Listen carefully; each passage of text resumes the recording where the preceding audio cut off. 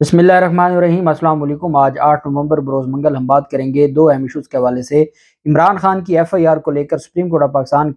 का जो फैसला है वो सामने आ गया है, तहरीरी फैसला, और उसमें जस्टिस याहिया अफरीदी साहब की जानिब से जो एतराज़ किया गया है वो एतराज़ भी सामने आ गया है। उसकी तफसील भी मैं आपके साथ शेयर करूँगा, और साथ हम बात करेंगे कि जो हमारे ऑनरेबल काजी फाजिसा साहब हैं, आज वो सड़कों पर उलझ रहे थे लोगों के साथ। वो क्या मामला है, सुप्रीम कोर्ट के बाहर क्या हुआ, उसकी तफसील भी मैं आपके साथ शेयर करूंगा। और मैं आपको बताऊंगा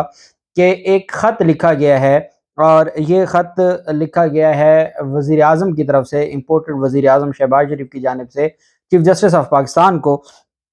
और उसमें इमरान खान पर जो हमला है उसकी तहकीकात के हवाले से कुछ अदालत के सामने सजेशंस रखी गई हैं, सुप्रीम कोर्ट के सामने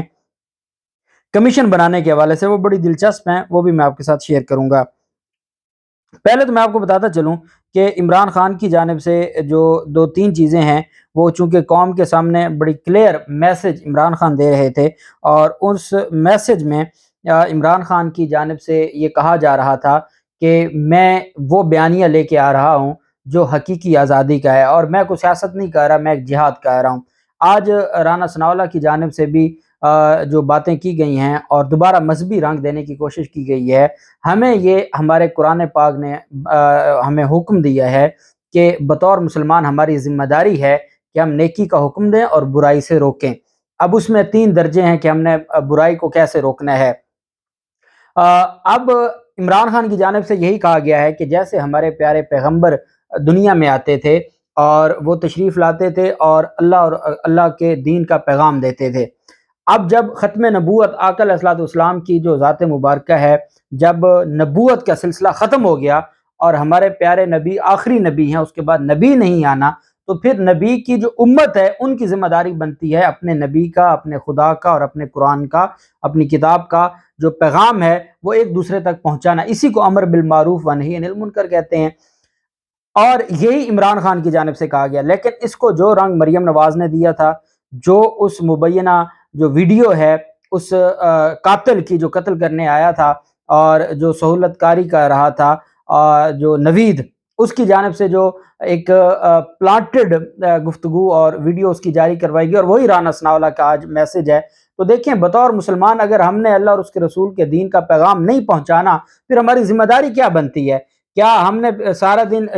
बतौर मुसलमान हमारी ये ज़िम्मेदारी बनती है कि हम मीडिया पे बैठकर झूठ बोलेंगे? या अगर कोई ये कह दे कि हम जिस तरीके से हमारे नबी ने हमारे रब का और हमारे दीन का पैगाम पहुँचाया, नबूवत का सिलसिला ख़त्म हो गया, अब बतौर उम्मती हमारी ज़िम्मेदारी बनती है कि हम जो है वो अमर बिल मारूफ का काम करें। तो इस पर आप माज़अल्लाह सिर्फ़ अपने गंदे ज़हन की वजह से ऐसे-ऐसे इल्ज़ाम लगाएँ, तो इससे बढ़ के मैं समझता हूँ कि आप तो बुग़्ज़ इमरान में कहाँ तक चले गए हैं। आपके ऊपर तो आपने जो किज़्ब है उसकी आखिरी आपने मंजिल भी तय कर ली, और अल्लाह आपको हिदायत दे।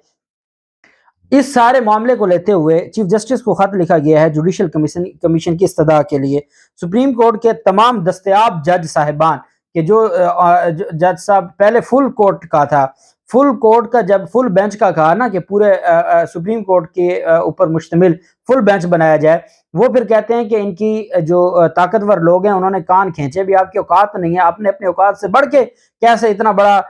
ऑफर दे दी कि जी फुल बेंच बन जाए। जब उनकी तरफ से धुलाई हो गई तो उसके बाद जो वज़ीर आज़म ने ख़त लिखा, इम्पोर्टेड वज़ीर आज़म ने, कहते हैं जी कि जो इमरान खान पर वाक़या है, जो कातिलाना हमला है, उस पर जो है वो जो दस्तयाब जज हूँ उस पर मुश्तमिल कमीशन बनाया जाए। फुल कोर्ट कमीशन नहीं मांगा। आगे कहते हैं कि जी वो बनाया जाए, कमीशन 5 सवालात पर ख़ास तौर पर गौर कर सकता है। अब सजेशंस भी खुद दे रहे हैं कि जी इन 5 चीज़ों पर कमीशन को गौर करना चाहिए। कारवां की हिफाजत की जिम्मेदारी किसकी थी? कारवां की हिफाजत के लिए मुरवजा हिफाजती इक़दामात और प्रोसीजर क्या लागू किया गया, उन पर अमल किया गया। हादसे के वक्त 1 शूटर था, 2 शूटर थे। कानून नाफिज करने वाले इदारों और इंतजामी हुकाम ने मुरवजा तफ्तीशी तरीक़ाकार को अख्तियार किया या नहीं किया? शहादतें जमा की गई या नहीं की गई? ये 5 सवाल। अब ये नहीं पूछा कि भाई चीफ जस्टिस साहब आप जो कमीशन बनाएं उसमें पहले तो ये देखें कि इमरान खान को ख़तरा किस किस से था। इमरान खान को जिस चीज़ से ख़तरा था, یا جو عمران خان کی آواز بند کروا رہا تھا وہ کون تھا، جو عمران خان کا میڈیا کے اوپر بلیک آؤٹ کروا رہا تھا وہ کون تھا، جو دہشت گردی کے مقدمے کروا رہا تھا، پوری دنیا میں جگ ہنسائی ہوئی وہ کون تھا، جو فورن فنڈنگ کے ذریعے عمران خان کو نہل کروانا چاہتا تھا وہ کون تھا، جو توشہ خانہ ریفرنس کے لیے عمران خان کو نہل کروانا چاہتا تھا وہ کون تھا، جو عمران خان کا بار بار ہیلی کاپٹر خراب ہو رہا تھا، غلط اس میں آئل جو ہے وہ ڈلوایا جا رہا تھا جس کی وجہ سے وہ خراب ہوا، وہ کون تھا کہ جس نے یہ واقعہ ہوا اور اس وقوع کے فوراً بعد وہ ویڈیو جاری کروائیں ملزم کی، پولیس کہتی ہمیں نہیں پتا وہ ویڈیوز حامد میر تک کیسے پہنچی، وہ ایک کے بعد دوسری کے بعد تیسری ویڈیو کیسے آئی، وہ کون تھا جس کی وجہ سے مروجہ جو تفتیش کا طریقہ کار ہے Punjab police F I R نہیں درج کر سکی۔ آپ کا تو آپ کے جسم پہ تو اتنے بال نہیں ہونے جتنے آپ کے گندے کرتوت ہیں، جو جرائم ہیں، جو آپ نے سانے ماڈل ٹاؤن میں 14 معصوم لوگوں کی جان لی ہے، وہ آپ کو کبھی چین سے نہیں رہنے دے گی اور آپ اسی دنیا میں حساب دے کر جائیں گے۔ اور آپ ایک کہتے ہیں کمیشن بنایا جائے اور اوپر پھر کہتے ہیں جی کہ یہ سوال بھی ہو سکتے ہیں۔ یہ وہی بات ہے کہ جیسے وہ جو ویڈیو والا ہے نوید، ملزم نوید، جب اس کی ویڈیو ہے تو ساتھ اس کو پوائنٹس بھی بتائے جا رہے ہیں، اچھا آپ نے یہ کیا، یہ کیوں کیا،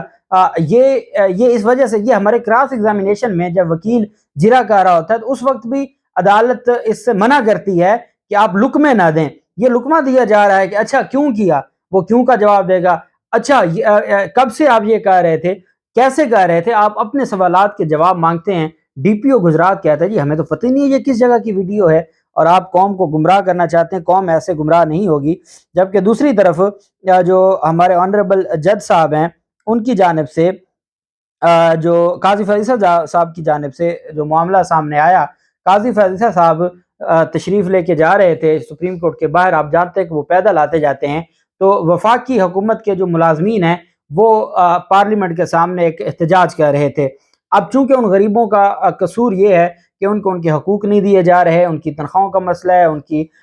جو ترقی کا معاملہ ہے، مختلف ان کے مسائل ہیں، اور وہ ان مسائل کو لے کے روڈ پر آئے ہوئے ہیں، اور وہ روڈ پر کھڑے ہیں کیونکہ ہماری جو ایلیٹ کلاس ہے وہ عام آدمی کو تو انسان ہی نہیں سمجھتی، ان کا بس چلے تو ان کو سب کو پیک کر کے کہیں سمندر برد کر دیں کہ اسلام آباد میں یہ کیسے گئے۔ اب چونکہ قاضی صاحب اس راستے سے خرامہ چلتے ہوئے جاتے ہیں، سپریم کورٹ تک پیدل آنا جانا ہوتا ہے، وہ ڈسٹربنس ہو رہی ہے راستے میں کہ جو وہاں پہ چھوٹے چھوٹے ملازمین کھڑے ہیں اور انہوں نے وہ راستہ بند کیا ہوا ہے، اور ان کو وہ وہاں پہ مظاہرہ کر رہے ہیں، اور ایک ریڑھی والا ان کو کوئی چیز بیچنے کے لیے وہاں آ گیا کہ چلیں جی یہاں مظاہرہ ہو رہا ہے تو میں بھی کچھ بیچ لوں، اور اس کے اوپر برہمی کا اظہار کرتے ہیں کہ مجھے لگتا ہے کہ جب چیف جسٹس صاحب بن جائیں گے قاضی فیصل صاحب، تو انہوں نے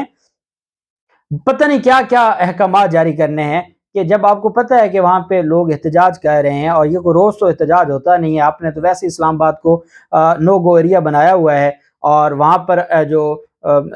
جتنے بھی فنڈامنٹل رائٹس ہیں وہ ختم ہو چکے ہیں، تو آپ تو بجائے اس کے کہ مظاہرین کو آپ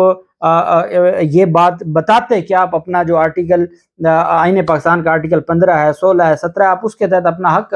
مانگ رہے ہو، ان کے اوپر غصہ کرنا اور جو ان کی ویڈیو بنانے لگے تو ان کے اوپر بھی برہمی کا اظہار کیا، جیسے آنریبل جج صاحب اپنی کرسی کے اوپر بیٹھے ہیں اور کرسی پر بیٹھ کر برہمی کا اظہار کر رہے ہیں۔ یہ میں سمجھتا ہوں کہ اس طرح کا جو نظام ہے اور یہ چیزیں پتہ نہیں کدھر لے کے جائیں گی ہمارے معاشرے کو۔ لیکن دوسری طرف جو سپریم کورٹ آف پاکستان نے فیصلہ جاری کیا ہے، اور یہ فیصلہ ہے جس دن عمران خان کا جو معاملہ تھا اور عمران خان کی جو ایف آئی آر درج نہیں ہو رہی تھی، اور کل 24 گھنٹوں کا ٹائم دیا تھا 7/11/2022 کو آنریبل سپریم کورٹ نے، اس حوالے سے عدالت نے کہا کہ یہ اس توہین عدالت فیصلے کا 2 صفحات پر مشتمل فیصلہ ہے۔ عدالت کی جانب سے کہا گیا جی کہ جو وکیل ہیں سلمان اکرم راجہ صاحب، ان کی جانب سے کہا گیا کہ میں اپنے کلائنٹ کے ساتھ ملاقات نہیں کر سکا، وہ ڈسچارج ہوئے ہیں کل ہی ہاسپٹل سے اور ان پر قاتلانہ حملہ ہوا تھا، اس وجہ سے میں ملاقات نہیں کر سکا۔ میں نے ایک بریف تیار کیا ہے اپنے جواب کا، اگر جناب کہتے ہیں تو میں جمع کروا دیتا ہوں، اگر مجھے وقت مل جائے تو بہت اچھا ہوگا۔ یہ لکھنے کے بعد آگے عدالت لکھتی ہے the inspector general of police informs that the FIR regarding occurrence of the attempted assassination of the respondent has not been registered so far. He has a duty to act in accordance with the law, which necessitates the lodging of an FIR in respect of the commission of a cognizable offense. اب ایک بات آپ یاد رکھیں، جو یہ کہہ رہے ہیں کہ آپ نے ایف آئی آر سے پہلے انکوائری کرنی ہوتی ہے، وہ انکوائری صرف اتنی ہوتی ہے کہ یہ کوگنیزیبل اوفینس ہے یا نان کوگنیزیبل اوفینس ہے۔ دو طرح کے اوفینس ہوتے ہیں، ایک کوگنیزیبل ہوتے ہیں جہاں پر پولیس خود کاروائی کر سکتی ہے، ایک نان کوگنیزیبل ہیں جہاں پہ آپ بغیر عدالت کی اجازت یا وارنٹ کے آپ کاروائی نہیں کر سکتے۔ 154 یہ کہتا ہے کہ آپ کے پاس اگر کوئی انفارمیشن آئی ہے اور وہ کسی کوگنیزیبل اوفینس سے ریلیٹڈ ہے تو آپ کی ذمہ داری بنتی ہے کہ من و عن وہی آپ لکھیں۔ یہی بات آنریبل سپریم کورٹ فرما رہی ہے، جو میں نے کہا کہ یہ توہین میں ایف آئی آر درج ہوئی ہے۔ سپریم کورٹ کہہ رہی ہے کہ دی lodging of an FIR in respect of commission of a cognizable offense, let this aspect of the matter be considered in appropriate proceedings tomorrow، کہ کل ہم اس کو دیکھیں گے، اور ساتھ انہوں نے کہا جی کہ نیکسٹ ویک کے لیے اس کو ہم ایڈجرن کرتے ہیں، وہ توہین عدالت کے کیس کو۔ اس پر جو آنریبل جج ہیں جسٹس یحییٰ آفریدی صاحب، ان کی جانب سے کہا گیا with profound respect, I have serious jurisdiction reservations regarding the observations made in para number 2 of the order as they are not relevant to the list in hand، کہ جو ہمارے پاس کیس تھا یہ اس سے ریلیونٹ نہیں تھا۔ آپ کے پاس کیس ہی لانگ مارچ کا تھا، لانگ مارچ میں حملہ ہوا ہے تو لانگ مارچ میں توہین عدالت کی آپ کاروائی سن سکتے ہیں اسی لانگ مارچ میں۔ تو اور آپ کو یاد ہوگا یہ جب درخواست وفاقی حکومت کی جانب سے دائر کی گئی تھی توہین عدالت کی 25 مئی کو لے کر، ساتھ اس لانگ مارچ کو بھی رکوانے کا کہا گیا تھا۔ تو یہ جو لانگ مارچ تھا یہ میٹر ان ڈسپیوٹ تھا عدالت میں، تو یہ جسٹس یحییٰ آفریدی صاحب کیسے کہہ سکتے ہیں کہ یہ تو میٹر جو ہے وہ جو ہمارے پاس کیس تھا یہ اس سے ریلیونٹ نہیں تھا اور ہم نے اپنی جورسڈکشن دائرہ اختیار سے بڑھ کے کام کیا ہے۔ آپ کا دائرہ اختیار تو سپریم کورٹ کا دائرہ اختیار کا جب آپ پاس خود نوٹس لیتے ہیں تو وہاں تو آپ کا دائرہ اختیار بہت آگے چلا جاتا ہے۔ تو کیونکہ عمران خان کا معاملہ تھا اس وجہ سے یہ سارا معاملہ ہے۔ اب میں یہ سمجھتا ہوں کہ یہ اس فیصلے کے بعد آئی جی پنجاب بڑی مشکل میں ہے، اور جس طریقے سے سپریم کورٹ آف پاکستان میں یہ معاملہ کھلنے جا رہا ہے الٹیمیٹلی یہ ان کے گلے پڑے گا، کیونکہ کوگنیزیبل اوفینس کو درج کرنے کا جو طریقہ ہے وہ نہیں اڈاپٹ کیا گیا۔ اللہ پاک پاکستان کا حامی و ناصر ہو۔ بہت شکریہ۔ اللہ حافظ۔ پاکستان زندہ باد۔